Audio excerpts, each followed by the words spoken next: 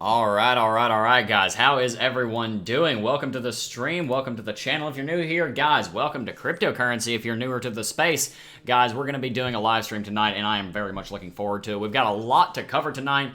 I hope you're all doing well. We've got some indicators we need to cover here on the chart. I want to talk about the monthly chart. I want to talk about the short-term charts. I want to talk about some certain indicators that I've never shown on the channel before that someone actually brought to my attention in today's video in the comments section. We also have a little bit of news that I want to get to here. We'll cover this in a little bit more detail in tomorrow's video as well, but I want to touch on this today because we just had some news break about an hour ago that the U.S. Securities and Exchange Commission chairman on Bitcoin ETF says there is work left to be done. We're getting updates on a Bitcoin ETF and whether or not one will be coming soon or in the far distant future. We're going to be talking about this in a little bit. And I also want to touch on Bakkt's depositing, Bitcoin being deposited into Bakkt's warehouse. We touched on this in today's video. If you haven't watched that video, I encourage you to go and watch that. But we're going to touch on that in a little bit more detail in today's live stream. I hope you guys are all doing well. How are you guys doing with your trading today? How's everybody doing with their life? How's your weekend? Let's get a conversation going in the chat over there. Tell me what you guys did this weekend. I've got some big news for you guys today, and I'm going to be dropping that in about 10 minutes or so make sure you stick around. Before we dive on into it, if you do think you're going to enjoy the live stream, it really helps out the channel, and it helps out the stream when you guys smash that like button. So let's see if we can get some good early likes. And let's go ahead and read a little bit of chat. We have some people saying good evening. Finesse says, definitely just heard you say, hey guys, in your intro voice. Hey guys, what's going on? Yeah, I can still do it. I don't know why I wouldn't be able to. I just, you know. Chad Carone says, hey Jeb, before I'm interrupting you, do you think the negative price action could still be related to all that stolen Bitcoin getting sold you had talked about a while back? That's possible, although I think a lot of the price action lately has been due to technicals and a lack of fundamental development and a lot of lack of fundamental growth in the space. I really don't think the bearishness that we've seen lately is anything short of healthy consolidation, to be totally honest. We've been needing something like this for a long time.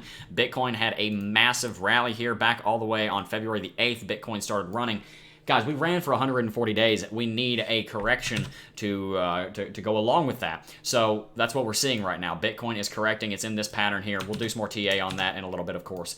But Bitcoin is obviously going to need a pullback. Bitcoin is obviously going to need to consolidate. We got so far away from some of our moving averages here. For example, the 100 simple moving average on the daily chart and the 20 exponential moving average on the weekly chart. Let me show you that one specifically. Bitcoin got so far away from the 20 EMA, it needed to correct and come back down at least close to it. We saw a similar thing happen when Bitcoin ran to $20,000. It got so overextended that there just wasn't a whole lot that it could do. I mean, it needed to correct, and we saw a bear market. I don't think we're entering a bear market, but right now I think this is purely healthy consolidation.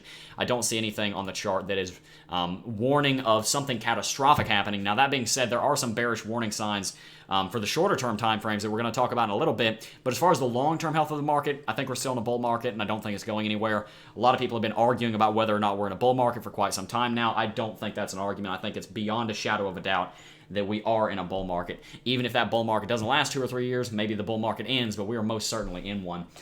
Snowbird says, hey Jeb, hey Snowbird, how you doing? You're a Yankee, I see. If you guys don't know, Snowbird is a colloquialism for people from the north that come to the south. I'm a southern boy, so I know what you're referencing there. That's pretty funny. Chris Parsons says, hey, what's going on? Chris here. Hey, Chris, what's going on? Jeb here. How you doing?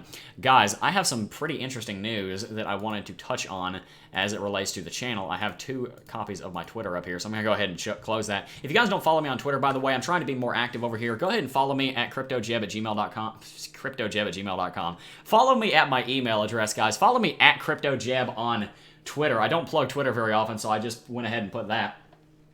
Can you flip the chart upside down and explain what you think it looks like? Saw some interesting TA concerning the possibility that this might be about to take a dive. We might look into that in a little bit. The thing I wanted to mention here was something that I posted earlier on today.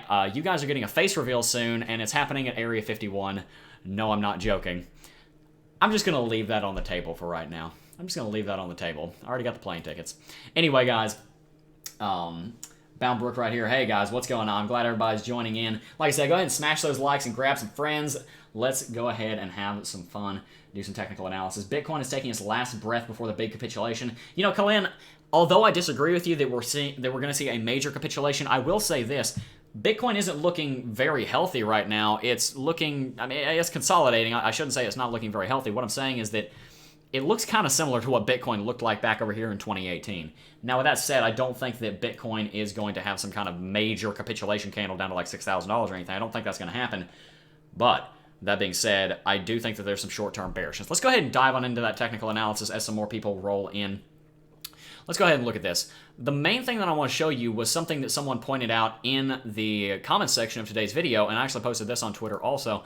If we come back here, I posted a screenshot of it. This moving average right here is really interesting, guys. I took a screenshot of this and showed it, and this is none other than the 125 daily simple moving average. I want to touch on this a little bit because it's kind of it and the 100 moving average right now are flashing some interesting signs, some interesting signals that I want to go ahead and dive on into. Area 51, so perhaps I should say welcome to Earth, Jeb. Yes, in fact, I live on the moon. That's why the videos take so long to upload. Fun fact, Carl actually lives up there also. That's why his channel is called The Moon. He actually lives on the moon. I probably shouldn't have told you that. That was supposed to be a secret, but I'm sure you guys can keep a secret. Either way, Bitcoin here, as we could see, reacts very interestingly to this moving average. So let's go ahead and plot this on our chart.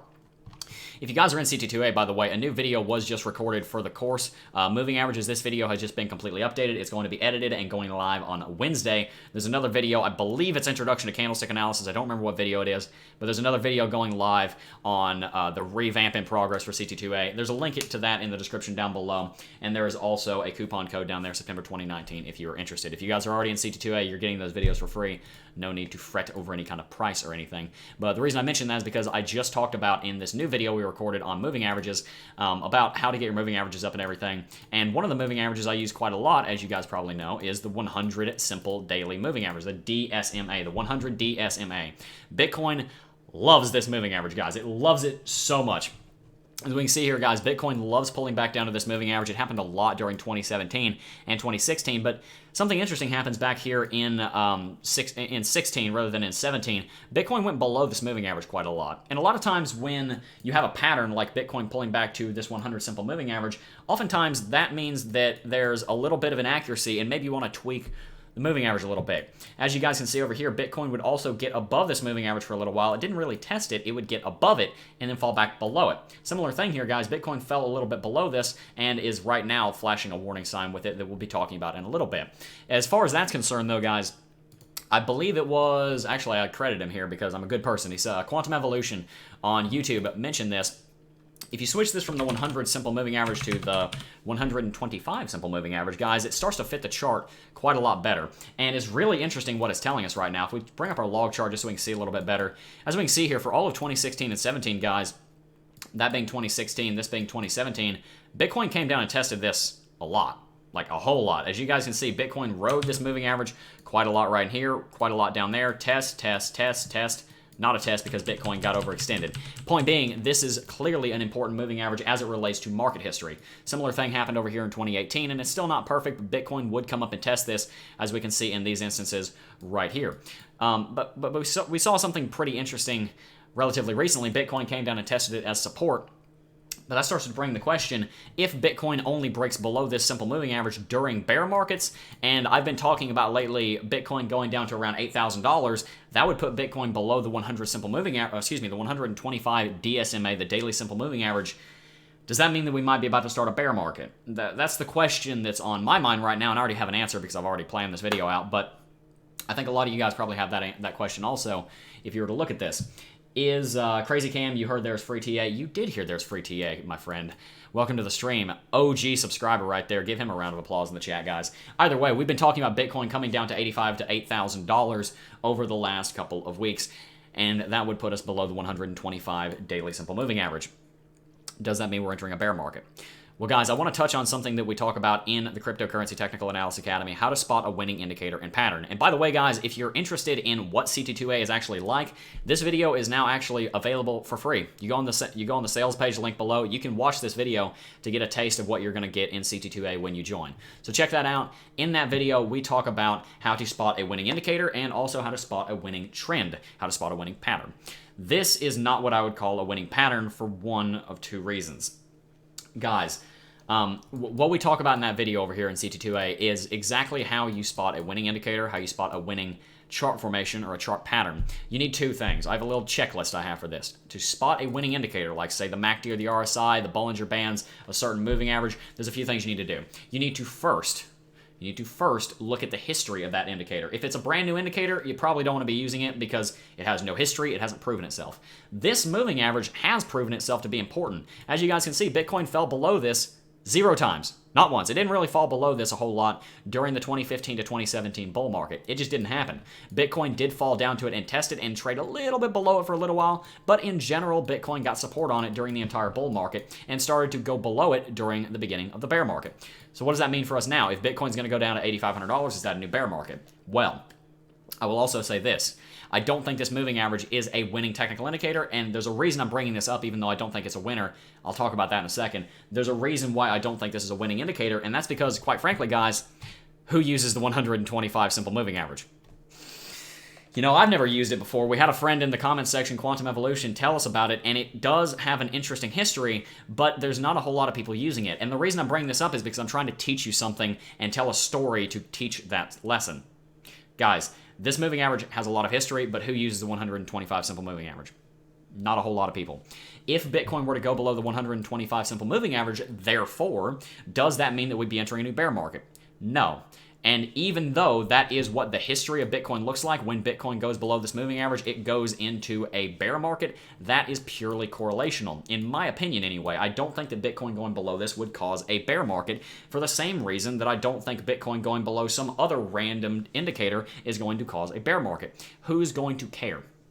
Quite frankly, who is going to care? If it goes below it, I'll make a video on it because it's quite interesting, but not a whole lot of people are going to be talking about it, not a whole lot of people are going to be making videos on it, and therefore not a whole lot of people are going to be trading by it. And that's why I bring this up, because I kind of want to teach the lesson that is in this course here in CT2A. That is that you have to pick which indicators you pay attention to very carefully. I look at this technical indicator and I say, wow, that's pretty cool, but since there's not a whole lot of people looking at it, I can't confirm or deny whether or not this is a coincidence that Bitcoin does this, or if this is actually an effective technical indicator that can be used predictively. And that's, like I said, the reason I bring this up. Bitcoin does not necessarily have to do exactly what this formation says. It doesn't have to do exactly what this indicator says. It's going to sometimes follow it, and it's sometimes not going to as well. That's why I personally prefer the 100 simple moving average. So with all of that said, with that lesson learned, hopefully you guys understood what I was saying. Hopefully you guys get it. We're getting close to 125 viewers, so that's kind of funny.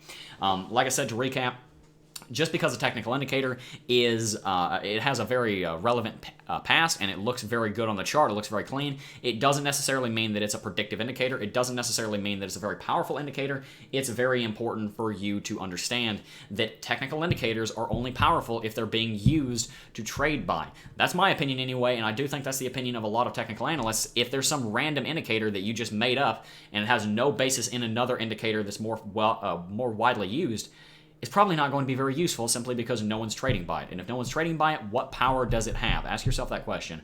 That's my fundamental methodology for picking an indicator.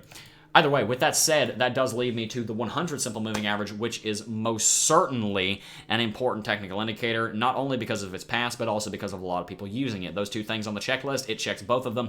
We're going to talk about this in a second, but I do want to go ahead and read through some chat since it's been a little while. Someone says, check the 12-hour. I see divergence, mate. Simao Kurval, and welcome to the stream. Guys, by the way, if you're newer to the stream, if you're newer to the channel, make sure you smash that subscribe button so that your name will pop up on screen. If you hit that subscribe button, your name's going to pop up right around here. You'll be introduced by our friend Zambi the Zombie. He'll be right around there, and I'll go ahead and give you a shout-out on stream. Also, guys, make sure you smash that like button. I want to go ahead and look at that 12-hour chart. I don't typically look at the 12-hour chart, and there's a very good reason for that. It is because not a whole lot of people look at it, to be quite honest, but just because not a whole lot of people don't look at it, it doesn't necessarily mean it's not important, but it does lower the likelihood. Either way, let's go ahead and look at this because it might be interesting. I don't look at the 12-hour much, so we're gonna have to bring that up. Let's go ahead and bring these off, bring up our RSI, and let's see. My friend, I don't see any RSI divergence on this. What kind of RSI divergence? RSI divergence, mate. I'm not seeing the RSI divergence you're talking about. Do you mean the bottoms down here? Is this what you're talking about right there? and right here. In that case, yeah, that is a little bit of RSI divergence. There's definitely some there. This is kind of tying into what I talked about a little while ago. The 12-hourly chart, you might be seeing a signal on it, but guys, there's a technical indicator, there's a moving average for everything. If you start picking intervals that are not very commonly used, to be quite honest, then you're going to be able to find whatever you want on the chart. You want your technical analysis to be most powerful, and I don't personally think that the 12-hourly chart is one of the most frequented charts, so I wouldn't be doing a lot of technical analysis on that, but that is an interesting pattern. Really, this whole market feels like it ought to be having some more RSI divergence. I feel like there should be RSI divergence right here, and there's not, but nevertheless, you have to read what it is, not what you wish. Either way, we did just have a new subscriber to the channel. Let's see, Vince, I can get your first name. Let's see if I can get your last one. Impiombato. I think I got that right. Tell me in the chat if I got that name right. I hope I did. I tried, my friend. Is it possible to apply Occam's Razor in technical analysis? Yes, it most certainly is. Let me go ahead and read the definition of Occam's Razor so that you guys know what he's talking about. Occam's Razor is a principle from philosophy. Here, I can bring it over onto the screen.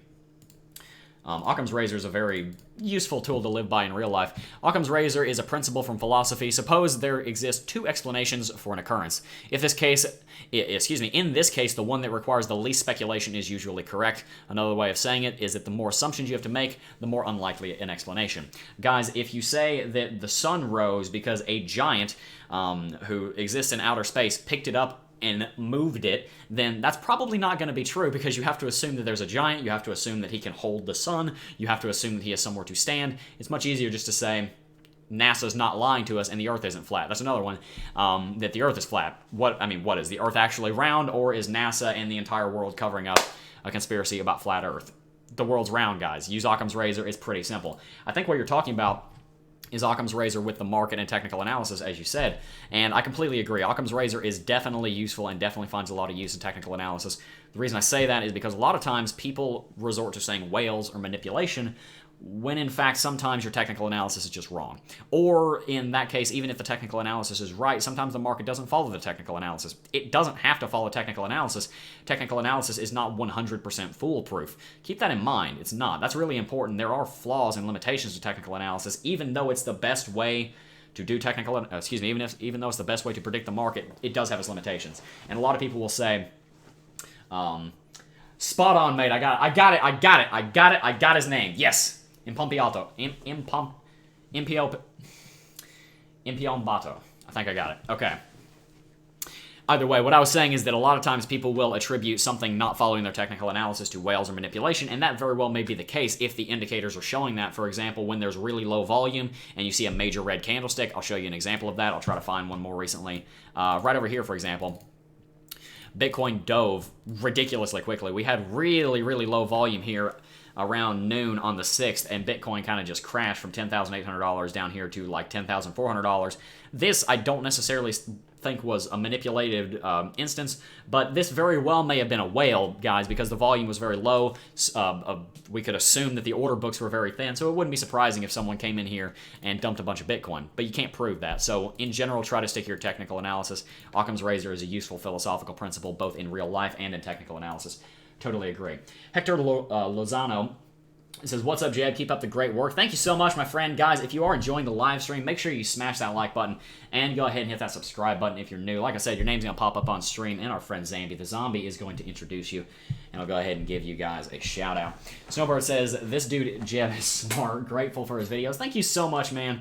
I really appreciate that. You know, I work really hard on the channel, and it's good hearing appreciation for that. So thank you guys. Really, the appreciation ought to be going to you guys. Let's see. What did Keanu Reeves say? He said, "No, you're awesome." No, he didn't say "No, you're awesome." He said, "No, you're breathtaking." No, you're breathtaking. No, you guys are breathtaking. Tube Seller says, "Jeb for president. You would be the best. Jeb is the world's smartest person." Well, thank you, Tube Seller. I am most certainly not the world's smartest person. But I do appreciate the sentiment. All right, guys. Let's go ahead and dive on into some more technical analysis. Like I said, I wanted to talk about the one daily, 100 simple moving average. Guys, if you want to see some more technical analysis, scrub backwards, or if you're watching this in the future, scrub forward a little bit. This is what we're going to be talking about for now. In these live streams, I'm going to try to be I'm going to try to cover something once, maybe twice, and then move on. If you guys want to see it again, you can scroll back. Right now, I want to touch on the 100 simple moving average, and the warning sign is flashing. This is probably going to be in tomorrow's video, so if you want to watch that, I do encourage it, of course, because, you know, more views for me. But either way, I do want to talk about this. As you guys know, the 100 simple moving average is a very important moving average for many different reasons. One, it's a big even. I mean, big evens don't show up in technical indicators very often. They're normally on support and resistance levels. Like I said, guys, that is something that we also cover in the course, our big evens. Excuse me. You have a great voice for YouTube and the best channel. Thank you so much, Crypto Dice. I do appreciate that. I've got to get my voice really low. And in here close to the microphone so it sounds like a radio show. Either way. Anyway, guys, I really need to get a Shure SM7B so I can talk like Joe Rogan on there. Either way, I need to cut either way out of my vocabulary. Anyway, that's not better, but whatever.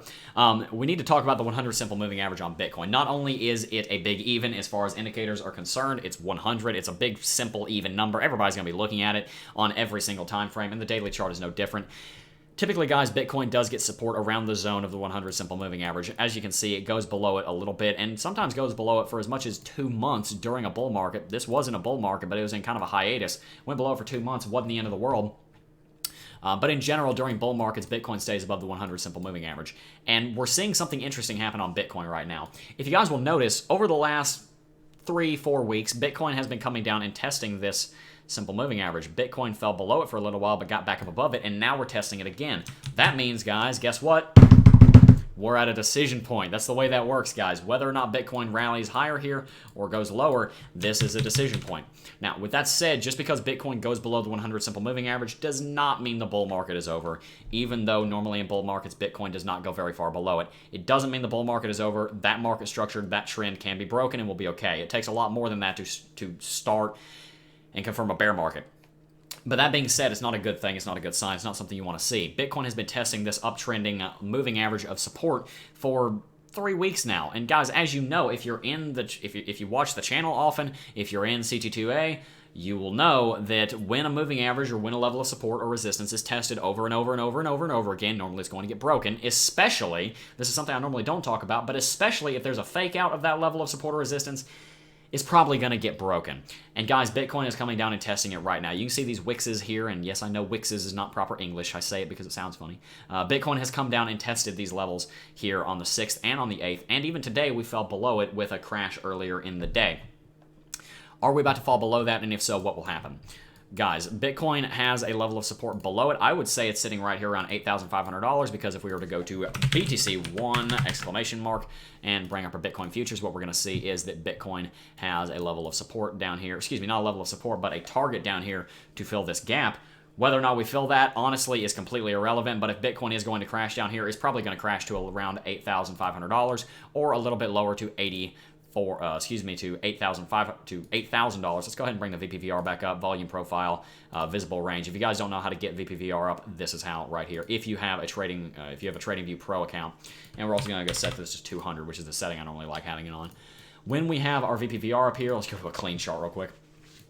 This gives us a level of support down here around $7,950, which is close enough to $8,000 that we can call it 8. This is definitely a level of support that I'd be looking for if Bitcoin falls below the 100 daily simple moving average. We have several different levels of support we can go to, guys, but that's one of the ones that I need you to keep an eye on is that level right there. Of course, Bitcoin has this uptrend that Bitcoin is also going to test. But if we come down to it again, I'm not feeling very comfortable in it. We might break it, we might not. We can talk about that more if you'd like. But in general, I think Bitcoin, if it doesn't hold that, is coming down to $8,500 to $8,000. And that would look a little strange. The reason I'm bringing this up is not only because it's relevant to our technical analysis, it's also because, guys, Bitcoin going below the 100 daily simple moving average, even though it's not the end of the world, would be a little strange. That doesn't happen very often in bull markets, and that could be a early warning sign that something bad is happening in the market. I don't want to spread FUD, but at the same time, guys, you have to understand that the fundamental developments in the space, the hype cycle around Bitcoin is not really all there right now. It's not, the market's just not going crazy. We haven't gotten back to $20,000. So guys, it wouldn't surprise me if Bitcoin needed to trade sideways for a few more months. I've talked about the possibility of an elongated consolidation on Bitcoin rather than Bitcoin just going straight to $20,000 next month. And that's definitely looking more like it's in the cards if Bitcoin does fall below this 100 moving average by that far. I mean, guys, this is not unsubstantial. It's not insignificant. Bitcoin falling 20% below the 100 daily simple moving average, that doesn't happen in bull markets, guys. It doesn't. It's not the end of the world. Like I said, if it happens, it's not the end of the world. But it's normally not going to happen, so that could bring some interesting ramifications. Guys, let's go ahead and read chat for a little bit. Tube Seller says, smash likes. Thank you so much, guys. I like the way he thinks. Smash those likes. And also, if you guys have any friends who may be interested in the analysis, make sure to grab them. And let's see if we can keep on going here. Hector Lozano says, what's up, Jeb? Keep up the great work. I think I read that earlier, but for my ego, I'm going to read it again. This Jeb is smart. I already read that one too. Let's see here. On the macro scale, we're in a descending triangle pattern, so we have between a 66 to 70% chance that it will break down. I agree with Jeb that the main target is the 21 EMA on the weekly. Yes, that's the next thing I wanted to touch on, guys, was the 20 exponential moving average on the weekly chart. If we come out to the weekly chart, we can see that the 20 or the 21, whichever one you're using for analysis, 20 is a simple number, 21 is a Fibonacci number. Both of them are pretty much going to show you the same thing. Oh, excuse me, guys. That it really wouldn't be surprising to see Bitcoin come down to this level. If we bring up my cluttered chart over here, we can see that this 20 EMA and our uptrend of support are pretty much at the exact same price level of around $9,350. If Bitcoin is going to need a pullback, it's probably going to pull back there. Like I said, our hypothetical of Bitcoin pulling down to $8,000 is if this gets broken. That's kind of worst case scenario in my opinion. I don't really feel that Bitcoin's going to go much lower than that, but it's definitely a possibility and honestly probable that Bitcoin pulls back to around $9,300 at this point. I don't really care what Bitcoin's doing today. It's got a little bit of a rally in the last 3 hours. Bitcoin is more than likely going to $9,300 at this point. That's how I feel. That's how it looks. That's what the chart is reading. It really just seems like that's the way this is going to go.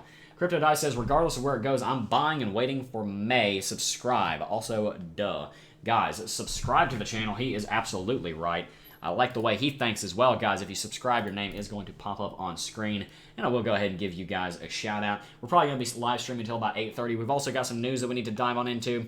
So like I said, guys, if you are enjoying the stream, smash those likes. It really does help. And by the way, guys, I do want to mention, like I said, the sale on CT2A is still running, and Bitcoin is not doing a whole lot. So it's a good time when you have downtime and might not be trading as much to go ahead and learn some more about the market. If you guys want a comprehensive start-to-finish guide on technical analysis while also helping to support this channel and the free content we post here on YouTube, CT2A is a great place to do it. There's a $40 off coupon code down below. That will be running for a little over a week. And when that expires, guys, the price of the course is going to be increasing to $249 from a current $199. So instead of getting the course for $249 in the future, you can get it for $159 right now. That's a $90 savings, about a 33% savings if you join today or in the next week or so. So check that out. We have a lot of great content over here. If you're interested, you can talk to people in the chat or in the Discord server about CT2A and see what they think. Either way, let's get back to the analysis. Are we in a descending wedge right now? Bitcoin is definitely in a descending wedge. It's something I talked about in earlier today's video, is Bitcoin has a downtrend of resistance right here and a downtrend of support right here. That's very much a descending wedge, and honestly, one of the only arguments for the bulls that I can find. Bitcoin definitely looks like it's going to break lower, but if it breaks bullish out of this, because a lot of times descending wedges are going to break in the opposite direction of what the market was doing when they moved into them, then there is an instance that may happen, that Bitcoin may break to the upside. I mean, guys, honestly, this might happen. Bitcoin might break to the upside here and come up and test this resistance. If we break this, honestly, I would be the first to say that I didn't expect that based on the way this is looking, but it's definitely possible, guys. Nothing's impossible in Bitcoin. Nothing's impossible in cryptocurrency markets. So keep in mind that a lot of different things can happen. Zarbon says, I just bought the course 15 minutes ago. Thank you. Yes, I see that. Welcome to CT2A. You did 12 minutes ago, actually, to correct you, my friend. I hope you do enjoy CT2A. Of course, I'm joking with the correction. I hope you are going to enjoy CT2A. I know you're going to get a lot of value out of it. If you guys are interested in what CT2A is like and whether or not you're going to enjoy it, there's a link to our Discord server down below. It's a free Discord server. You can join that and just start asking in general, hey, has anyone taken Jeb's course? What do you think of it? Get their testimony. Get their take on it. I'm not telling them what to say. They're going to tell you their honest truth. I'm confident enough in my product that I can let my students do my advertising for me. That's how confident I am in my product. I know you guys are going to get value out of it, so check that out. Both of those links are in the description down below. By the way, Bobby Crypto in the house. You are in every single live stream, dude. Wow. says, nah, the bars, guys, my country accent's coming out. Nah, the bars have been trying to bring the price down, and they're doing higher lows. Bears are getting weak, and the bulls will take over. I very much hope that's true. Right now, I'm not feeling great on the market with a lot of these formations we've seen lately. I'm going to get rid of some of this chart clutter because it is getting a little ridiculous. But it really just doesn't feel great what Bitcoin is doing right now. These patterns, it doesn't look amazing. Like I said, if Bitcoin breaks through this as resistance, a lot of what I said may have to change. Guys, your technical analysis has to be able to change on the fly. And if we look down here at the 1 minute chart, this has definitely been trending up over the last couple of hours. We might be about to see a big breakout. But even if we do, guys, the major level of resistance is not this downtrend. A breakout of that is not actually that big of a deal. The major level of resistance that we need to be looking at is not this downtrend, because that's one that's only been here for 2 or 3 days. That's not very significant. It's this downtrend up here. If we break this, that's a big deal. If we break this, this is only really going to matter for a day or two.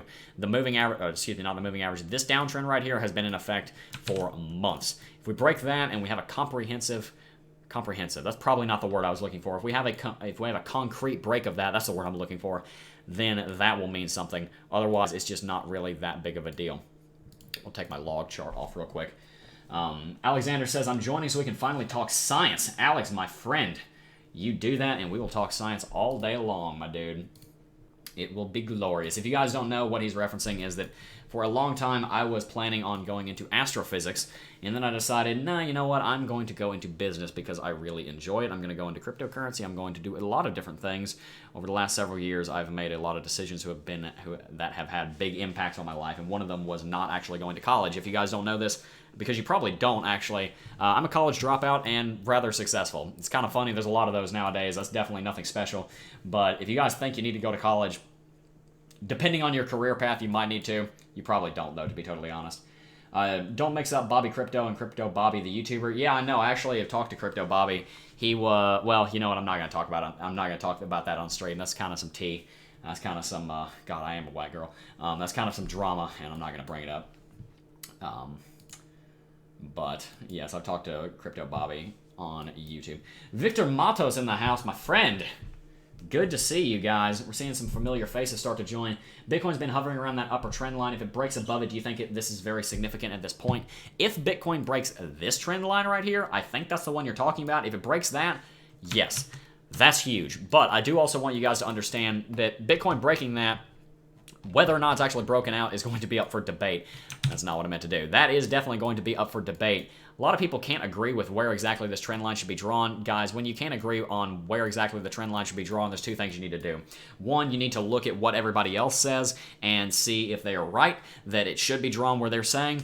And two, you need to remember that every trend line actually has a zone around it. This is a zone of support and, this is a zone of resistance with a lower zone like right there and an upper zone like right there. If Bitcoin blasts straight through this and gets above like $100 above it, that's where you can be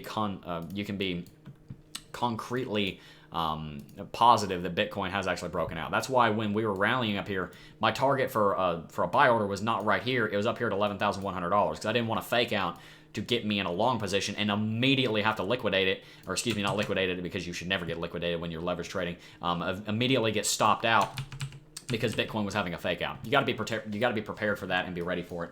You don't want it to happen. Head on. In 9th grade, actually I got kicked out smoking pot. Lamau, best joint I ever smoked. Okay, all right. That is, well, depending on what it did to your life, either really funny or really sad. The way you're talking about it sounded like it was fine. Tube Seller says, best thing I ever did was drop out of college. It wasn't the best thing I ever did, but you know what? It was up there. It was up there.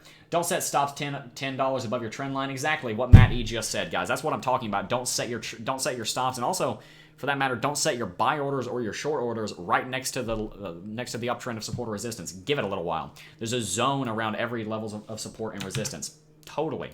Got to keep that in mind. Anyway, let's go ahead and dive on into some news here because we do have some. This actually just broke a little while ago. I'm going to go ahead and give a refresh because the author may have updated this while we were live streaming. The United States Security and Exchange Chairman on Bitcoin ETFs. There's a lot of work to be done. This is in the title of the live stream and one of the things we were here to talk about. The United States Securities and Exchange Commission, the SEC, of course, Chairman Jay Clayton, you've probably heard that name before if you've been keeping up with the news over the last year or two, recently spoke with CNBC's Bob Pisani regarding the regulator's latest take on Bitcoin ETFs. I'm going to go ahead and read through all of this since we're on stream and not as strapped for time as we are in a normal video. So guys, we're going to go ahead and do that. Alessio made a video explaining fake outs just above the trend lines. That's exactly, yeah, I mean, you need to be careful of that. Bobby Crypto said, Jeb, do you have hope for the alts? Let's go ahead and switch over to CoinMarketCap real quick. No, I don't.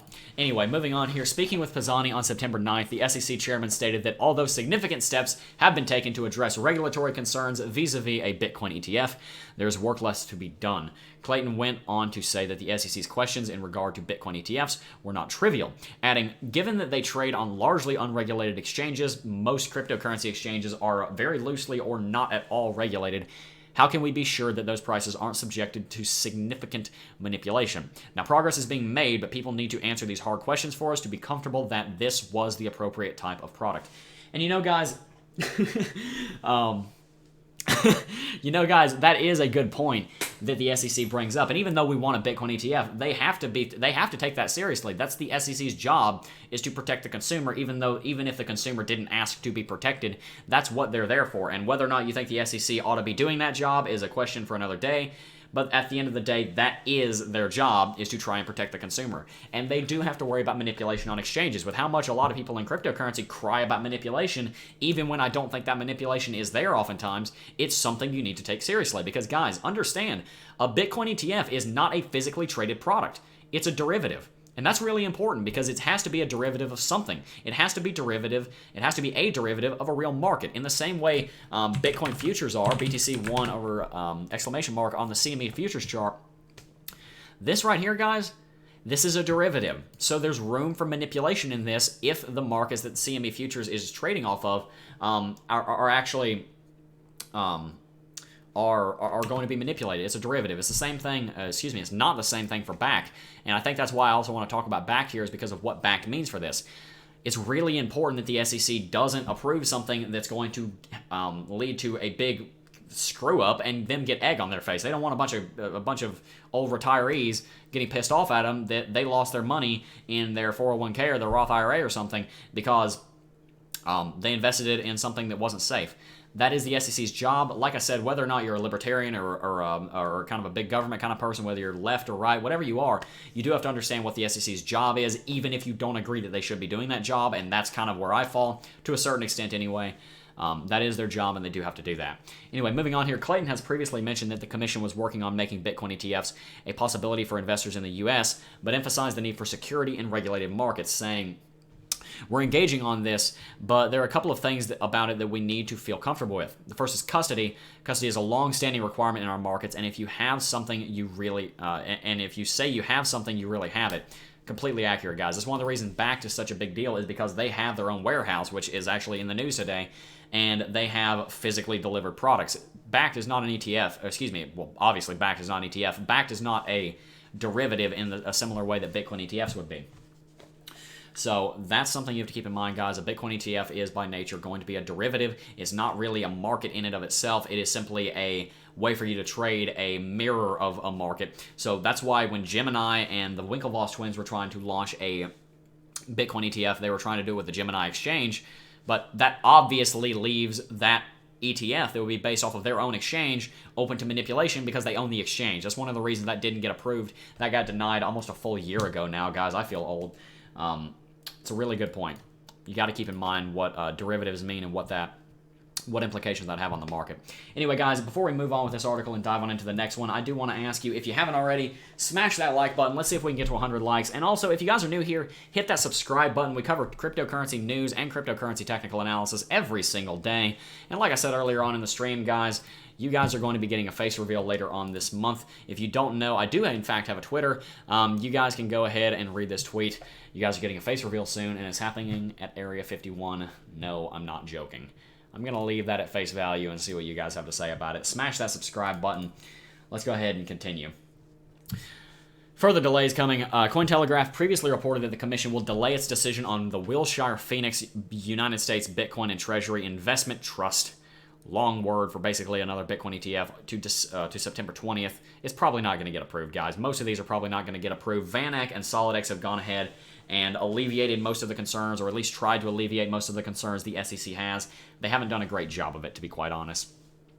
And the reason I say that is not because they aren't trying. They're definitely trying. They are doing a good job, but it's not working. That's why I say that, and I probably shouldn't say that, but that is kind of how it is.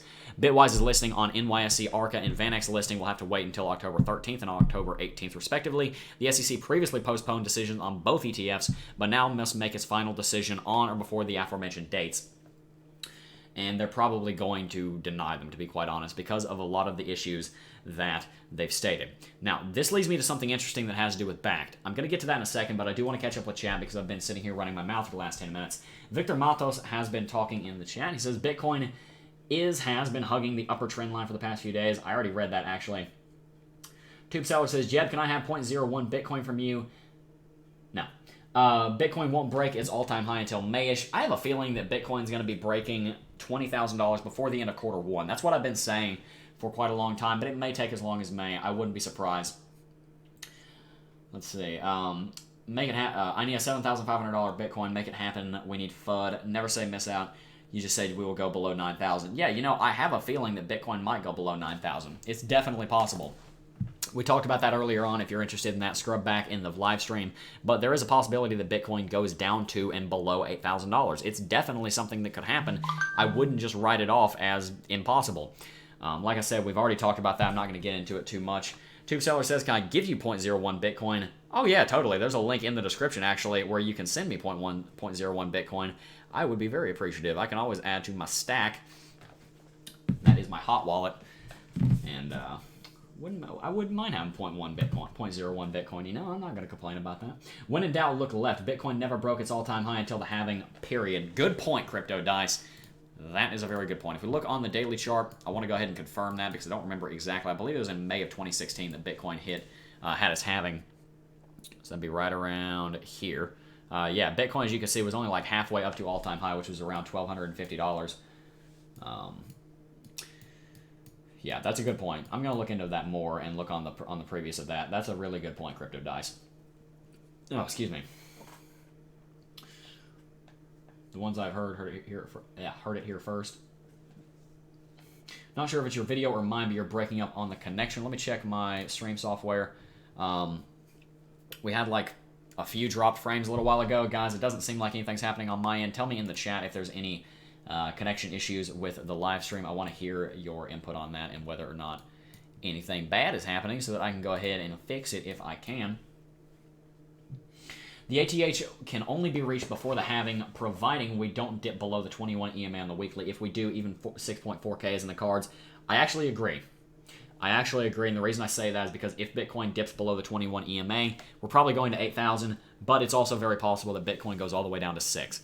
And I'll briefly cover $6,000. A lot of people have asked about or have talked about how $6,000 is not a real level of support. I completely disagree. It's not a real level of resistance. We broke through it too quickly, but that was because Bitcoin was ridiculously exuberant at that time. Bitcoin is still going to be an important level of support if we do pull back down here. So keep in mind that $6,000 is still an important level of support that we may see. Kevin Doran says, yep, occasional dropouts. We might be having a little bit of internet issues. I do apologize for that. I don't think there's a whole lot I can do about that. Rob, though, I do pretty much agree with that. If we dip below the 21 EMA, we might get support on $8,000, like I said, but it is possible to go lower. Tone Vase says October there's a massive dump incoming.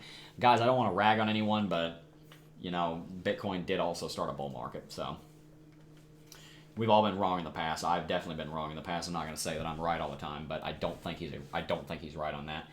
That depends on what massive dump means. As far as the way that Tone Vase normally talks about, that's probably a big dump that he's talking about. Sound disappearing when a spinning circle appears in the stream sooner. As long as we don't go below 3.5K, we're still good. Oh, yeah, guys, we're still fine on Bitcoin. We're still in a bull market. If Bitcoin goes a lot lower, it's definitely possible that... Guys, there's always something bad that can happen to Bitcoin. There's always something bad that can happen to the cryptocurrency market. There's always going to be a risk of that, but also keep in mind about what's likely. I don't think it's likely that the bull market ends anytime soon. At least I don't think it's what's most likely. It's possible, but I don't think it's most likely. It just might take longer to reach all-time high. Yeah, totally. And that gives us more time to accumulate and mature as traders. Anyway, because of what we talked about earlier, I want to go ahead and dive on into Backed. We just talked about why ETFs are probably not going to be accepted in the near future.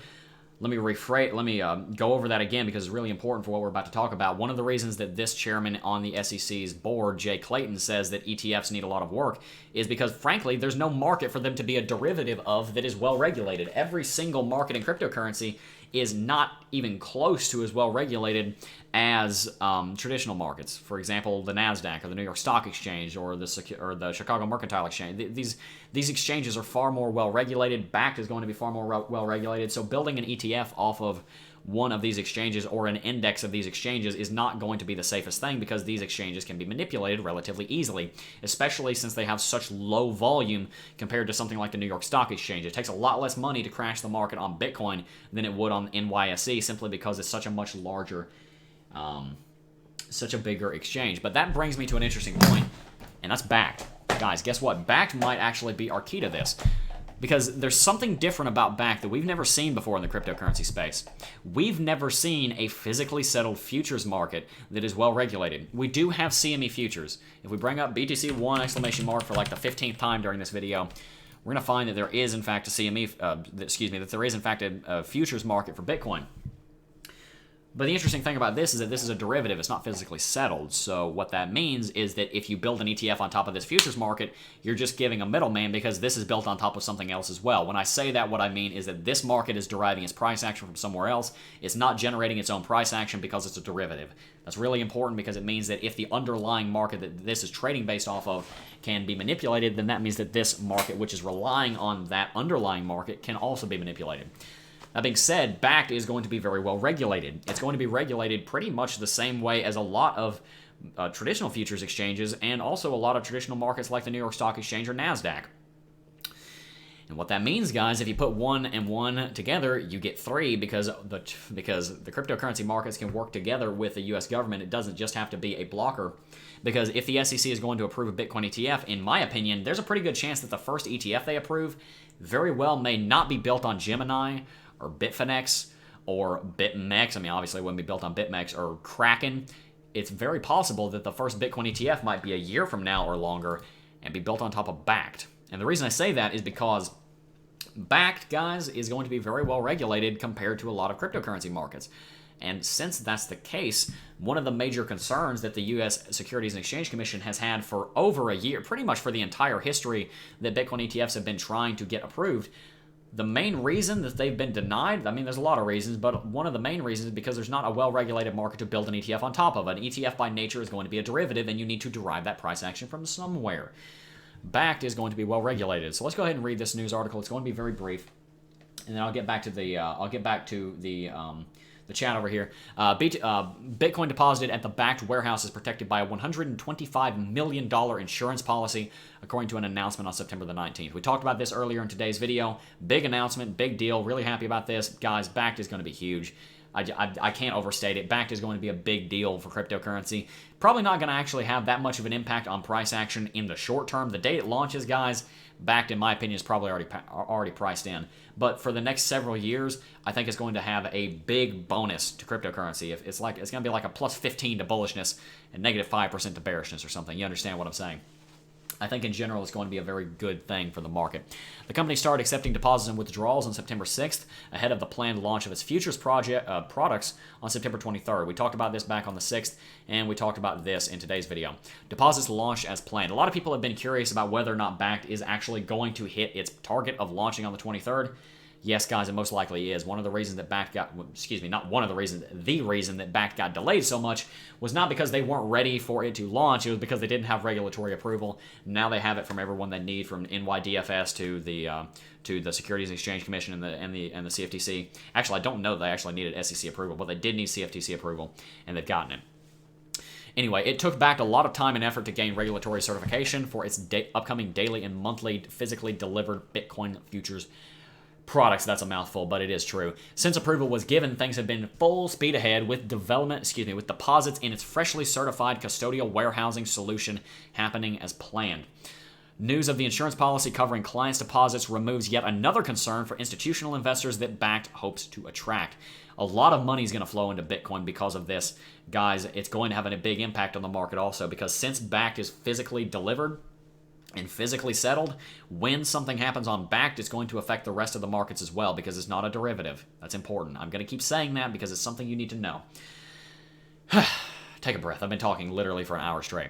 All systems prepared for launch. If the launch is successful on September 23rd, it will be the first Bitcoin futures platform offering a physically delivered product, which means institutional investors will be trading with actual Bitcoin. That's exactly what I was saying earlier on in the live stream, and that's a huge deal. It's something that not a lot of people are talking about, but it's something major, something you need to be aware of. Existing futures projects from the CME are settled in cash, whereas Bakkt clients will receive payment in Bitcoin once the futures contracts expire, and that's a big deal, guys. That's huge. I can't overstate how important that is. And what that means, guys, is that Bakkt might be a platform for a Bitcoin ETF to be built on in the future. That's something that I'm going to be looking out for 6 months, a year down the road after Bakkt is well established. This is big news, guys. This is not just throwaway news. This isn't just something that we can write off and say, okay, that's cool. That's not like news this morning of Brave being the most used browser in Japan. That's pretty cool, but ultimately it doesn't really change anything fundamental for the long term of Bitcoin. This article that's talking about Bakkt and Bakkt itself mainly, it does. It's huge. So I hope you guys get that. I'm sure you do. I've said it 100 times now. Let's go ahead and read chat for just a second, and we're going to dive back into the technical analysis. Like I said, guys, we've covered a lot of stuff in this live stream. We've been going for 54 minutes, and we've been talking about new stuff the whole time. I don't really want to repeat myself because there's so much to talk about. If you guys are interested, you can scrub back into the live stream and see some of the things that we've already touched on. If you guys are interested also, you can hit that subscribe button. Your name's going to pop up here on stream, and I'll go ahead and introduce you guys to the masses. Zambi the zombie over here will be running, and you guys will be getting access to daily technical analysis and daily cryptocurrency news so that you can be caught up to speed with what is going on here in this space. Guys, like I said, also, there is going to be a face reveal coming relatively soon, later on this month. I'm not going to say an exact date because I'm not sure of an exact date, but it's probably going to be the 23rd of this month. I totally didn't just contradict myself. LSD Billie Eilish, you're actually in the end of a video lately. One of your comments made it at the end of today's video or the end of yesterday's video. Welcome to the stream, my friend. Take a breath. All right. Let's see if I can get this name. Belinda Mitibuobis. I don't think I got that right. I'm going to read your comment anyway. TSA. I've been looking into plane tickets so much lately. TA has no basis in science. It's just a subjective assessment of what has already happened. This unregulated market is controlled by market makers. I agree and disagree with you. I agree with some points, disagree with others. This unregulated market is controlled by the market makers. I think that's I don't think it's an assumption, but I do think it's one that's unfounded in science. Since you brought up the word science, I'll use it also. I don't see a lot of evidence for that. And if I'm wrong, point me in the right direction, but no one's ever really been able to prove to me that the market is being completely manipulated by the government or the Illuminati or Mr. Whale, the orca whale who has his own office and everything. I've never been able to see proof of that. It might be happening, but you'd think if something that big was happening with a multi-hundred-billion-dollar market, we'd have some kind of proof of it. I don't see any. As for whether or not Bitcoin is science, as for whether or not technical analysis is science, and it's just a subjective assessment, while technical analysis does have its flaws, it's definitely at least somewhat of a science. It's not science, but it's not like technical analysis is just people saying stuff. It's not like when I'm doing technical analysis on the market or another analyst on the market is doing stuff on the market. They're not just saying Bitcoin's going to do this or Bitcoin's going to do that because I have a feeling it will. And guys, don't get me wrong, gut feeling and what you feel like is going to happen is important because that's called instinct, and instinct is a very important part of anything we do in life. That being said, technical analysis is not just gut feeling, it's also looking at the past, seeing what Bitcoin has done, and then using that to predict whether or not the same thing is going to happen in the future.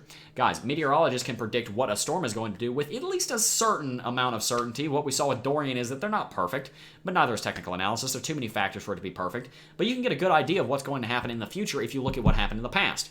They can look at how hurricanes have developed in the last 200 years, model that with how warm the waters are, what the winds are doing, how the prevailing winds are flowing, what the Gulf Stream is doing down by Florida. And they can get a pretty decent idea of what a storm is going to do. Now, they might say that it's going to go across the state, and in fact, it goes up the eastern seaboard and runs up into Nova Scotia, wherever it is right now, like Dorian did.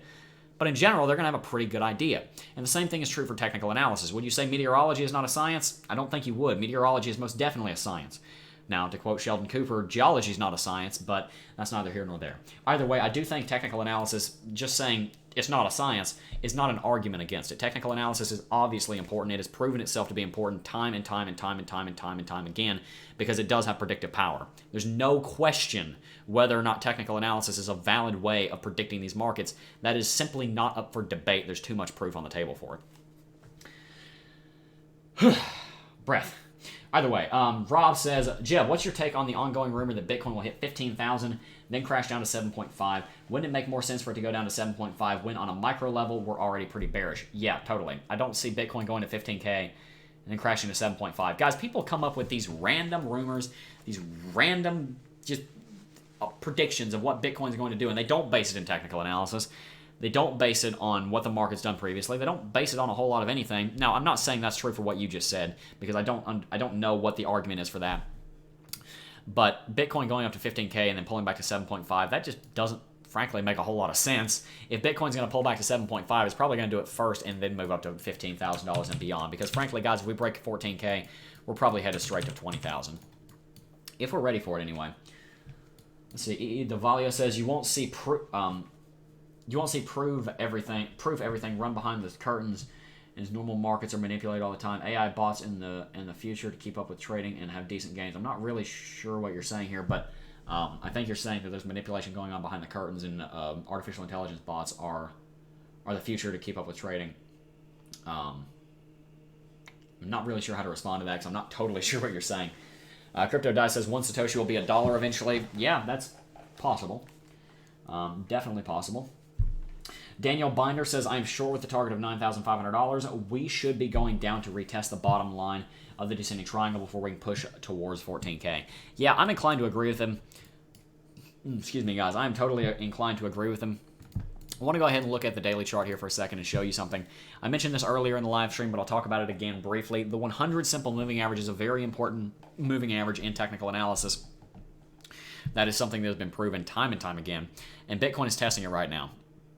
If Bitcoin falls below this, guys, we're probably headed back down to $9,300 to $9,500. So that's an entry place that you could look for a short, but also know that Bitcoin has had some pretty major fake outs below this recently, and that could happen again. So if you're going to open a short, what I would do and what I'm probably going to be making the trade on is Bitcoin and shorting at 9,850, so that if we break below 10K, then I'll be getting into a short position from there. So let me go ahead and switch the screen back over because this is not formatted correctly. I have it on full screen because we were looking at news. Either way, but everybody is expecting $9,500. I'm going to touch on that because I think the ideology of contrarianism is a little too pervasive in the cryptocurrency space. And the reason I say that is because I have people in live streams and comment section all the time saying, but everybody thinks this is going to happen, so could it actually happen? Guys, everybody thought Bitcoin was going to go to $10,000, and guess what? It went higher than $10,000. It went to $20,000. Everybody thought that Bitcoin was going to start a bull market eventually, and guess what? It eventually happened.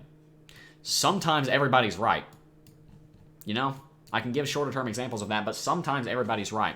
Just because everybody says something does not mean that everybody's wrong. Now, I think there's a correlation with everybody saying something means that the majority of them are probably wrong because the vast majority of traders are not profitable. There's definitely a large kernel of truth to the idea of contrarianism, but you have to be careful with taking it all the way. You want to use your other technical analysis as well. Just because a lot of people, and certainly not everybody, but just because a lot of people think we're going to $9,500, just because they think that does not mean that we're not going to see it. It's very possible, and a lot of those people are saying that for a very particular reason. They're saying that because the technical analysis is showing that. So contrarianism does have its place. It is important, but I'd be careful just flat out saying everybody thinks this is going to happen, therefore it's not going to happen. It's not a one-to-one ratio. It's not just everybody thinks this, therefore the exact opposite is true. There's a lot of leeway in there. What about Hubert Jeb, says Fabricio Navarro. Has he done his last quack? He has on the channel, anyway. He has on the channel. Jeb, can I buy anything with Bitcoin? You can buy quite a lot of things with Bitcoin. You can buy the Cryptocurrency Technical Analysis Academy with Bitcoin. No, but seriously, you can buy a lot of stuff with Bitcoin. You can go to Subway and buy a sandwich with Bitcoin. You can use plugins to buy things on Amazon and AliExpress and a lot of different online merchants with Bitcoin. There are places that you can use it, but I also do want you to understand that there are many more places that you can't use it. And that's the cool thing. I'm going to let that sit for a second. Let me say that again. There are a lot of places that you cannot use Bitcoin. There are a lot of places that you can't use Bitcoin, and that's a good thing. Why is that a good thing? Because, guys, what that means is that we're still very early in the adoption of Bitcoin. If Bitcoin is going to do what it's ultimately designed to do and become a global currency that the world uses, do we want everybody to be using it right now? I'm kind of selfish. I want to get more Bitcoin.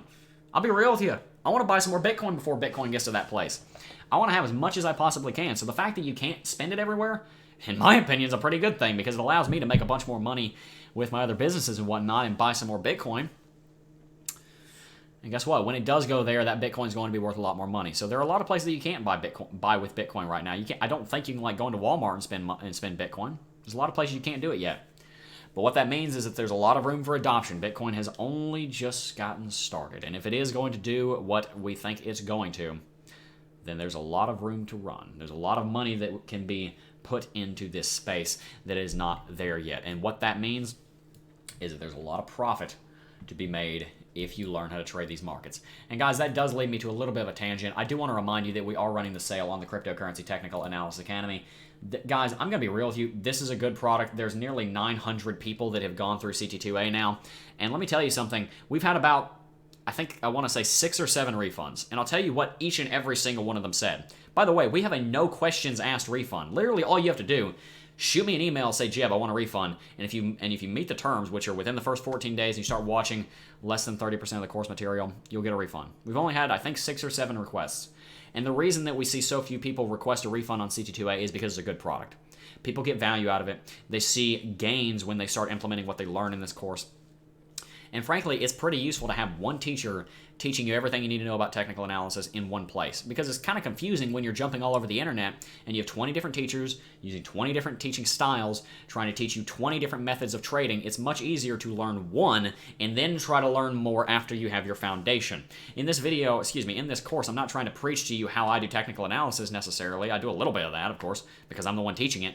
But the main point of this course is to teach you your basics, your fundamentals, and then also many more of the more advanced things in technical analysis that you need to be a competent technical analyst. There's a coupon code in the description for $40 off.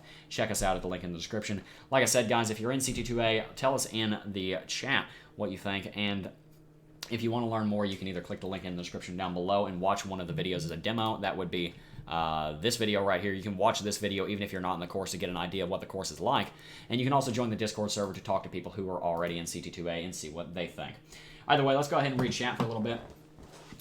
Crypto Dice says, I buy it and never use it. Same thing, dude. The last time I sold Bitcoin was into US dollars for the purposes of taking profit and taking it out of cryptocurrency was...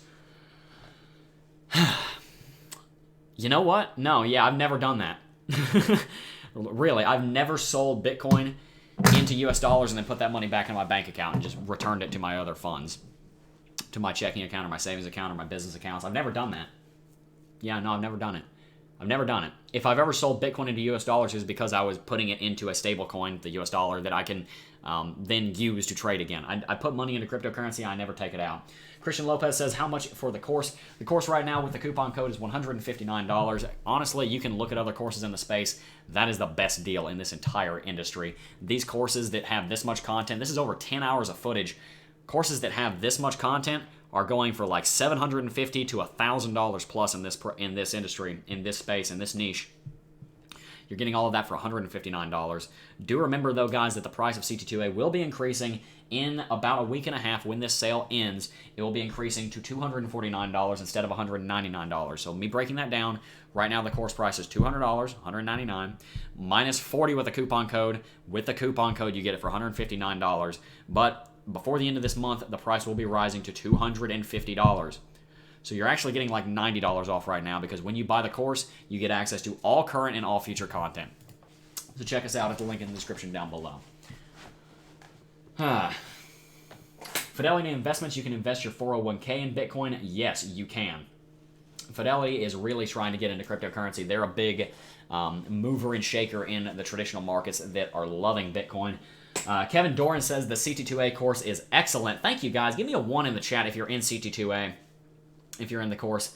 Thank you for the testimony, Kevin Doran. I am very proud of what we put together, and I'm really happy about the new revamp that we're doing. I was already very happy with the course, but guys, these videos now, the ones that we're putting out, they're so good quality. They're so well structured and well got, guys.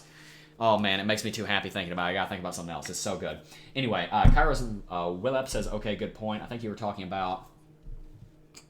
I responded to something you said a second ago on my memory is absolutely terrible. You said something, and I don't remember what I responded to. What did you say? You said something. But everyone's expecting $9,500. You might be responding to what I said. Jeb, can you do some technical analysis on silver and gold markets? I'll look at them for just a little bit here in just a second. Mr. Kobayashi says, hey, Jeb, what's up, my man? Hello, Mr. Kobayashi. You have an awesome name, and I'm so happy that I can actually pronounce it. Let's see. Bitcoin to the moon, says LSD Billie Eilish. Absolutely, my friend. Yes, TA on silver. Yeah, if you guys would like a little XAG and XAU, we will look at that in a little bit. The contrarian point of view.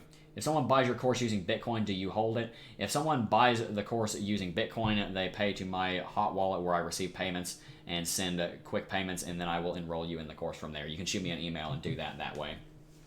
And yes, if you pay for the course in Bitcoin, I hold it. I don't sell that money that I think that's what you're actually asking. If someone pays for the course in Bitcoin, I don't sell that into US dollars. I keep that and put that into my investing wallet.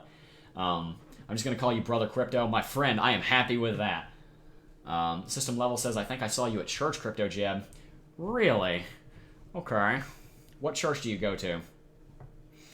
Biold says, Jeb is amazing. Thank you, guys. You're giving me so much praise, and I don't deserve a whole lot of that, but I do really appreciate it. Kobayashi. I got it right. Just Kobayashi. Okay, Mr. Kobayashi, just Kobayashi. Gotcha. Gotcha. How do alt markets look, aka Anthrax 6469?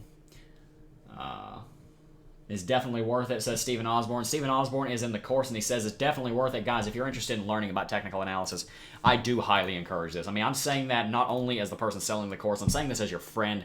Guys, I made this course, and I made this channel to help you guys learn these markets. Guys, like I said in today's video, if I wanted to just print money and make more money off of the course at the expense of you guys, I could do that. I could charge $1,000 for this course, and it would sell.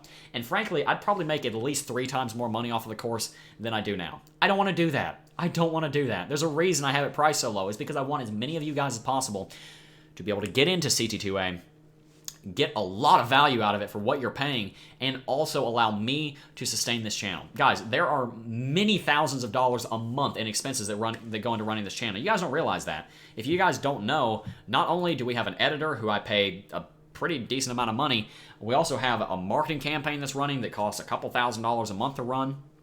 More than that. We have, I mean, I have to pay myself a little bit for all the work I do on this. We have a lot of expenses. I mean, I just spent $700 on camera equipment for an upcoming project.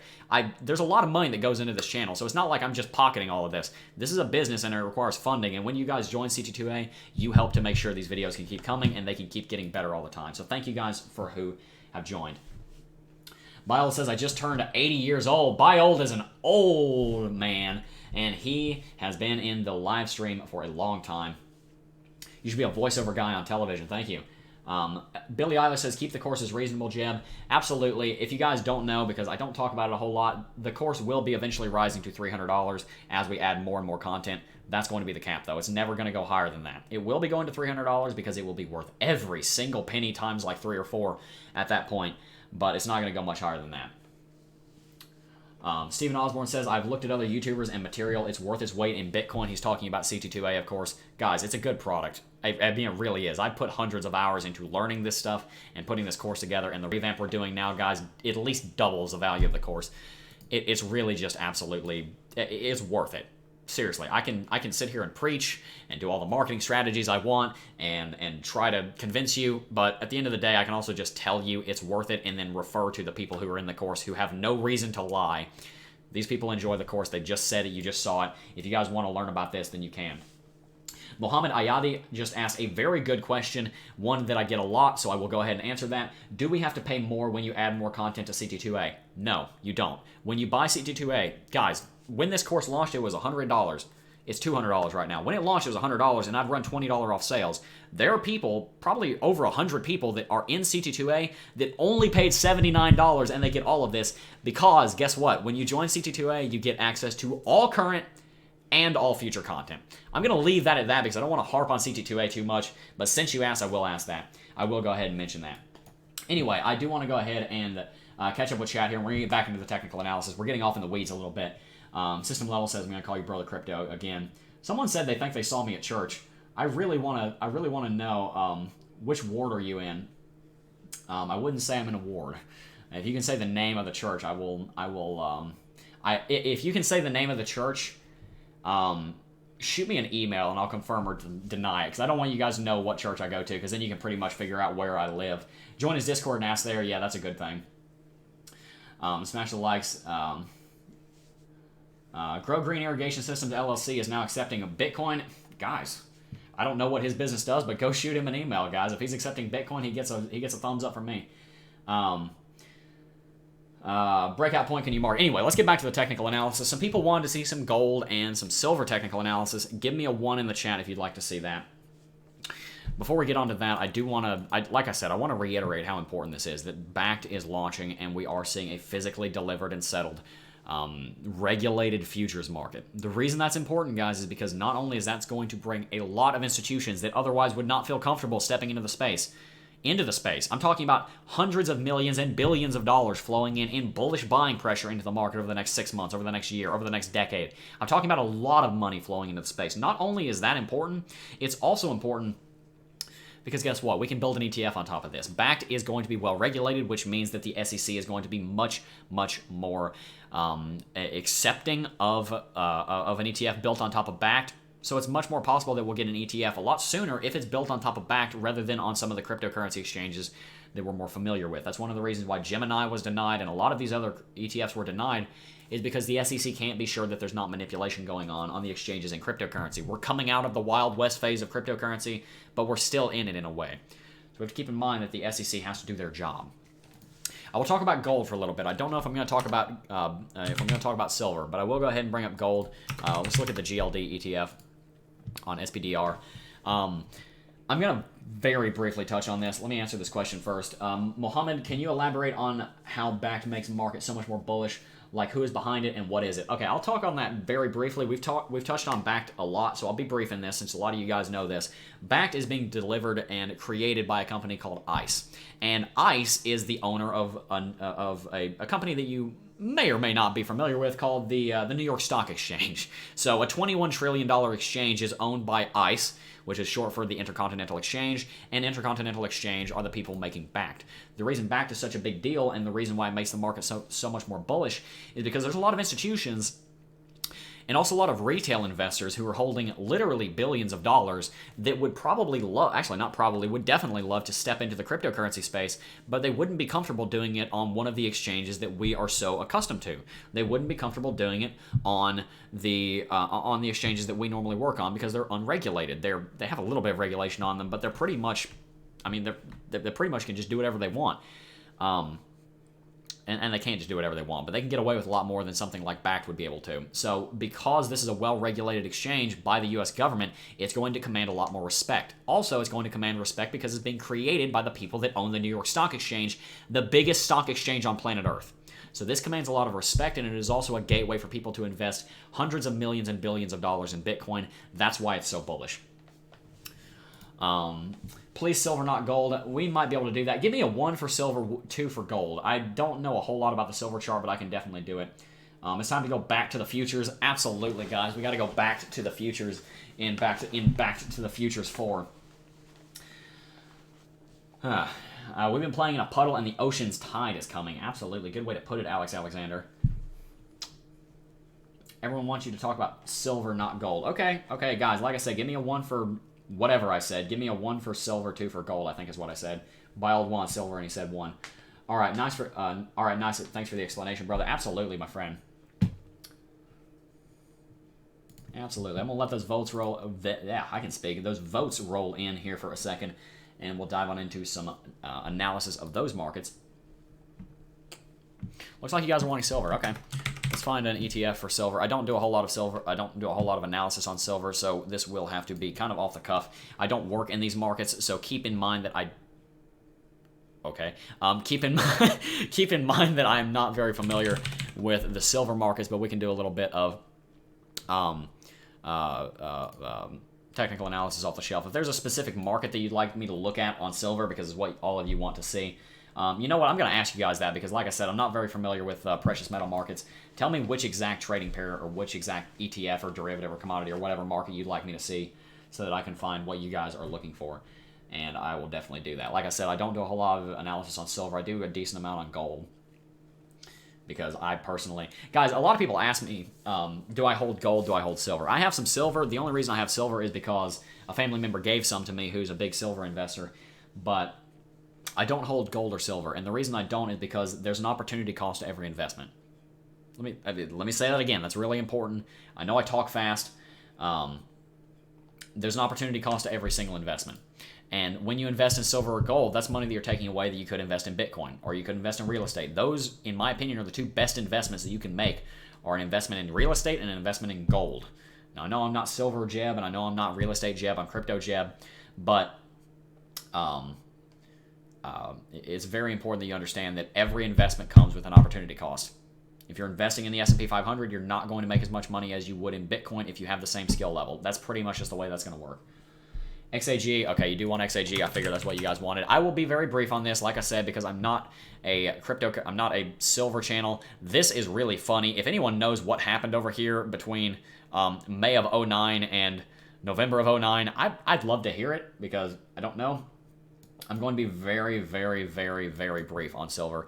I don't even really know what I want to say here because, like I said, I normally plan technical analysis. I see an uptrend of support right here over the last several years. We have a bearish cross coming on the MACD on the weekly chart. There's not a whole lot that we can look at on the daily chart because it's just a series of dots because of the way this market operates. Looks like it updates once a day. So if we look at the weekly chart, we see actual candlesticks. There's a gap down here in commodities markets and precious metal markets. There is typically a tendency that gaps will be filled, so it wouldn't surprise me if XAG did come down here and fill this gap. Like I said, if XAG continues down for the next couple of weeks, we're going to see a bearish cross on the MACD. Let's look at some moving averages real quick and maybe VPVR. I'm not sure how much VPVR is used. Volume is not available for this type of instrument. Okay, that's what I was wondering. I didn't think so because volume isn't seeming to be calculated in this. If we look at our moving averages here, we're probably going to find this is testing support on the 50. That's what it looks like anyway.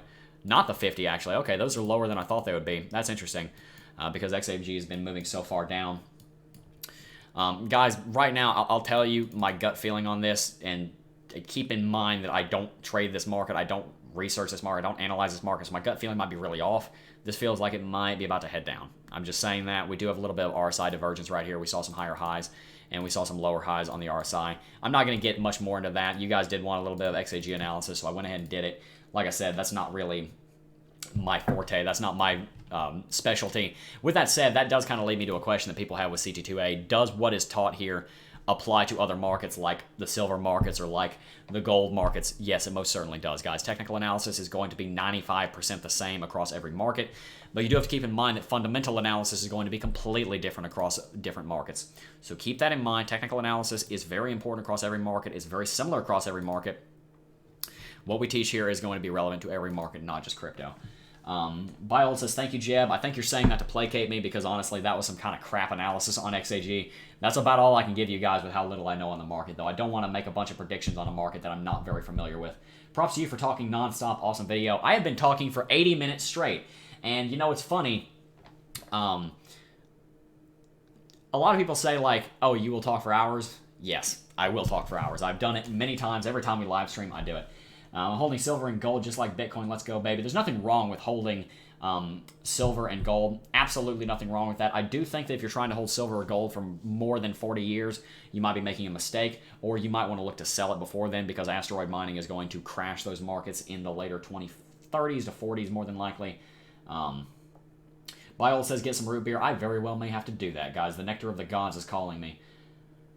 Whatever you can tell us about silver, I respect it. Thank you, Billie Eilish. Christian Lopez says, Jeb, joining your course, hopefully I can make my 12K back. Hopefully you can, man. If you're trading with that much money, then yeah, I think CT2A is a great investment for you. Like I said, guys, CT2A doesn't include a bunch of financial advice. It is simply me teaching you how to read these markets, and it's simply teaching you how to profit in these markets and what you need to know to actually get profitable in these markets. It's very important that you understand some fundamentals, some simple and advanced fundamentals about the market. That's what CT2A teaches. If you're interested, there's a link in the description. Let's see, I'm missing a little bit of things. Daniel asked me an interesting question. Do you own any real estate? Not yet. I'm going to be buying my first rental property next year. And I will definitely be talking about that here on YouTube when I do. I'll be really excited for that. I'm looking forward to getting into a lot of real estate. I've got a lot of cash put aside. I want to buy a whole lot of it. But first, the IRS is going to demand some money of me next year. So I'm kind of saving for that. Christian Lopez says, does your course teach more TA or... does your course teach more TA or with some margin trading? There's going to be a video on margin trading and leverage trading in CT2A relatively soon. It's not there yet, although it is something I want to add during this revamp. It teaches mostly technical analysis, although a lot of the things that go into margin trading are based in technical analysis. If you're going to learn margin trading and you don't know technical analysis, you're kind of doing it in the wrong order. It's really, it's really important that you understand what is taught in this course for margin trading, even if it doesn't necessarily focus on margin trading. Margin trading is the same thing with, it's the same thing as normal trading, just with leverage. I mean, and also shorting is another thing. But you need to learn these things to be able to do this analysis. Julian says, I'll be in Area 51 also in a few weeks. Guys, I'll be in the Discord server talking about Area 51, and I might be a little vague on where I am, but if you guys want to meet me, hit me up in Rachel, Nevada on September 20th, because I am actually going to be there. I mentioned that on Twitter earlier. You guys are going to get a face reveal soon. It's happening at Area 51. No, I'm not joking. I have the plane tickets. We're getting the rental car tomorrow. Syndicate Jeremy says, I have 18.5 Bitcoin using CT2A to try to learn to get 25. Guys, he is getting success with CT2A. He definitely seems to be enjoying it. Correct me if I'm wrong, Syndicate Jeremy. I don't want to put words in your mouth, but that sounds like what you're saying. If you want to learn about technical analysis, CT2A is a great place to do it. Chris just joined us 2 minutes ago. Welcome to CT2A, my friend. If any of you guys are interested, there's a link in the description, and you can also talk about CT2A with people who are already in the course in the Discord server. That's linked down below. Yes, Alex Alexander says, wow, I don't know if you're talking about what I just said about Area 51, but it's true. I've just spent $3,500 for a trip to Area 51.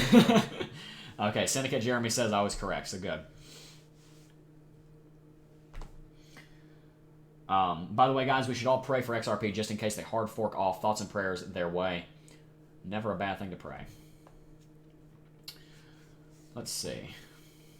By the way, guys, if anyone is new here, make sure you smash that subscribe button. We've mainly just been live streaming and talking to people that have already been a member of the channel for a little while. But if you're new here, make sure you smash that subscribe button.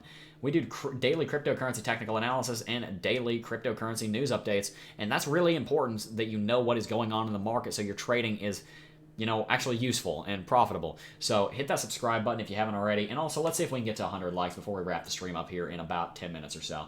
LSD Billie Eilish says, be safe there, Jeb. I'll say a prayer for your safety. Thank you so much, Billie Eilish. I really appreciate that. And I also really appreciate the song Bad Guy, even though I don't like the rest of your songs all that much. That's a good song, and I listened to it a lot while I was out in Colorado. I played Bad Guy by Billie Eilish on top of a mountain because I'm a meme lord at heart. Either way, I also played Rocky Mountain High up there a lot. Guys, to wrap the video up, to wrap the live stream up, we've kind of done all the technical analysis I want to do. We've talked about all the news I want to talk about. We've had all the conversation I really want to have. I want to wrap the stream up. I want to start doing this with live streams. I want to wrap the stream up with something I've learned, with a life lesson that has really come into, that has really proven itself to me over the last 2 years that I've been working on the channel and in business in general, and a lot longer than that.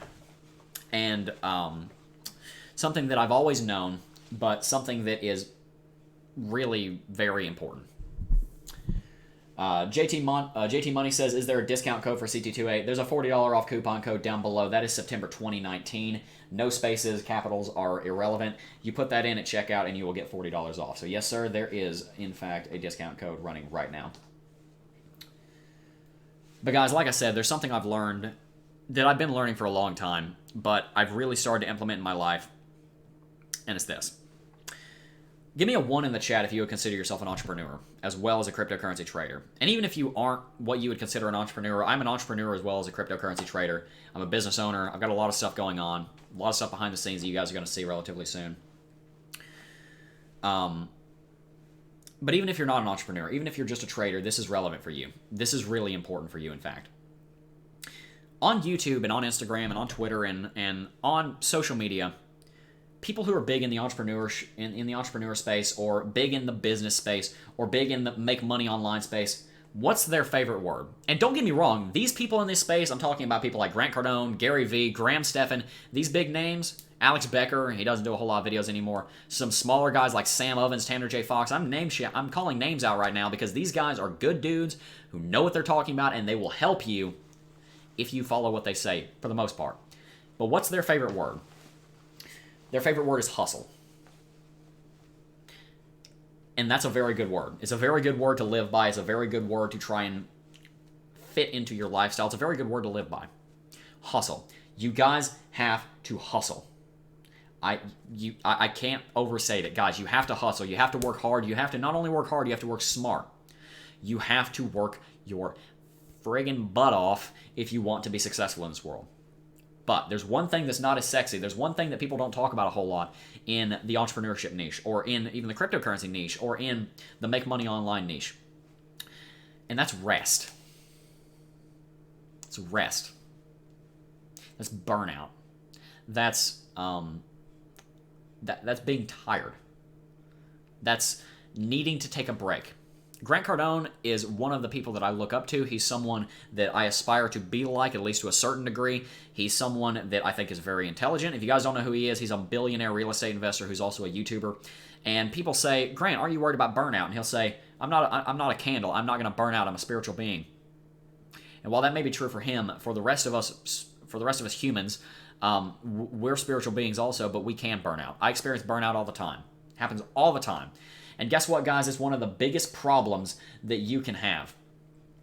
It's one of the biggest fundamental breaks that you can put on your progress is burnout. There's nothing wrong with hustling. There's nothing wrong with working your butt off and putting in a 100-hour week when you need to. There's nothing wrong with trading 12 hours a day and doing everything that you thought you were going to do for the next month in 3 days. There's nothing wrong with working your ass off, guys. But there is something wrong when at the end of Monday, you're already tired and for the rest of the week you don't do anything. And that's something I've struggled with for a long time, is that I have very, very high standards for myself, but I don't meet them. A lot of times I don't meet them. And the reason I don't meet them oftentimes is because I work my butt off and I burn myself out. And by the end of Monday, yeah, I've gotten a lot done, but come Tuesday, I wake up and I'm like, I'm burned out. So guys, what I've learned lately is just how important that is. It's so important that you put your own happiness before your own success. And guess what? One will follow the other, two won't follow the first. Your happiness will dictate how successful you're going to be. You can work your butt into an early grave and you will make a lot of money, but you're probably also going to go farther if you enjoy it along the way. There's a reason that people say, do what you love. It's because when you do what you love, you will never burn out. And if you never burn out, then you never have to worry about slowing down, and you can keep plowing and pushing forward forever without having to take a break. So I'm not saying just do what you love. I'm saying do what you don't hate and take breaks and give yourself time to rest. It's so important that you don't burn out, because even though Grant Cardone is not a candle, the rest of us kind of are. You know, we can burn out. We can lose our passion. You'll get tired of the same job after 40 years. There's a reason people retire. I don't ever want to retire, because retiring, in my opinion, is you saying, I don't enjoy what I do anymore and I'm too old for it and I want to be done with it. I never want to retire because I never want to be in a career or in a lifestyle that I want to stop at some point. And I found myself doing that a lot with the channel and with other business ventures, is that I work my ass off. And I don't curse on the channel very much, but I will say it like that way because I'm trying to make a point here. I will work myself so hard that I get burned out and I get tired of it and I stop. And I stop making progress. And I lose months and months and months of progress. Guys, this channel could have 200,000 subscribers by now if I didn't have that problem. And I'm trying to fix that. I'm trying real hard, guys. I'm trying real hard. And I think I finally got it. And I've said that 100 times behind the scenes, is I think I finally got it. I think I finally understand what I'm doing. I think I finally have it, guys. I think I finally got it. But this time I think I'm right. This time I think I do finally have it. This time I do think big things are coming, and this time I do think the future is brighter than it ever has been. Because guess what? I found out the secret to success. The secret to success is not waking up at 4 in the morning. The secret to success is not watching Gary Vee 12 hours a day. The secret to success is not working yourself into an early grave. The secret to success is enjoying what you do and avoiding burnout. When you think that you're getting tired of what you're doing, take a break. Breaks are important. As someone just said in the chat, even bears hibernate. You need rest.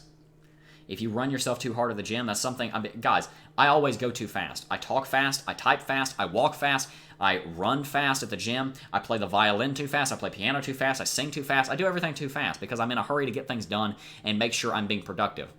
But you have to slow down and make sure you're doing it right at the same time. To use an analogy to wrap up with, I'll say what I do at the gym. When I go to the gym, I run hard. I try to get as low of a time as I possibly can on Monday, and guess what? If I get as low of a time as I possibly can on Monday, I can't do it on Tuesday because my legs are tired. My legs are shredded. So I've hurt myself so much that come Tuesday, I can't operate at 100% efficiency. Where you need to operate in trading and in your life is you need to operate at a point where you can sustain. If you can sustain the amount of work you're doing and also get as much work done, that's exactly where you need to be. If you can run a 12-minute mile every single weekday, 5 days a week, but you can only run a 10-minute mile for Monday and Tuesday, then you don't need to be shooting for a 10-minute mile. You need to be shooting for a 12-minute mile. If you can only work 4 hours a day every single weekday without burning yourself out, then you only need to work a 4-hour weekday and not a minute more until you are able to not be burned out by working a 6-hour weekday. Okay? So that's what I've learned. That is one of the, honestly, to be honest, that's probably the biggest business lesson I've learned this entire year is the importance of taking a break and the importance of pacing yourself and not burning yourself out. Because no matter how hard you think you can work, no matter how ambitious you are, you will get tired of what you're doing if you work yourself too hard and you don't give enough time for your social life. Be careful. Anyway, guys, I do hope you did enjoy what I hope is a little bit of wisdom here at the end of the video. I hope you guys got some good value out of that. I promise you that if you implement what I just said, it's going to help you in your life. It's helped me immensely. It helps me immensely.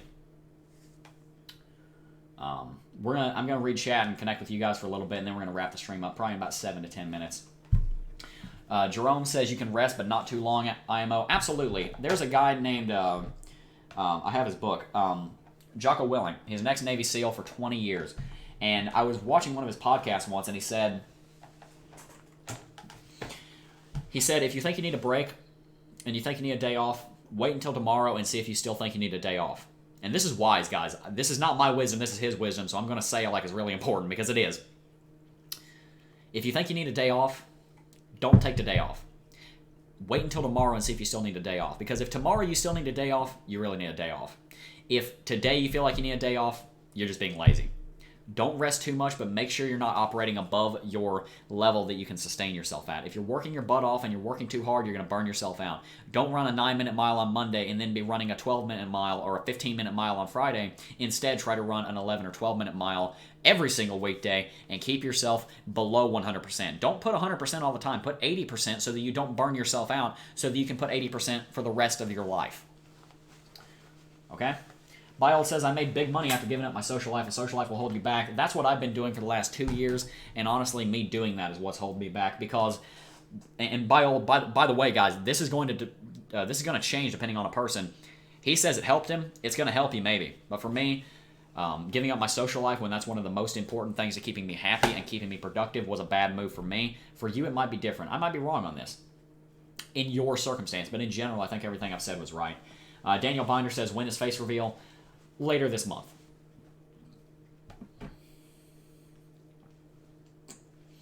Kevin Doran dropping some wisdom says, I'm in a hurry to get things done. Oh, I rush and rush until life's no fun. All I really do is live and die, but I'm in a hurry and don't know why. Guys, with that wisdom, I think we are done here. If you guys did enjoy the live stream, smash that like button.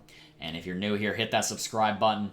We have daily cryptocurrency technical analysis, daily cryptocurrency news, and I'm going to try to drop some more wisdom, if you could call it that, in future videos, because I love talking about this kind of stuff. I love talking about success. It's something that's not mentioned a whole lot in cryptocurrency, and I think there's a significant void of it, because if you don't know how to be successful in life, you'll never be successful in cryptocurrency.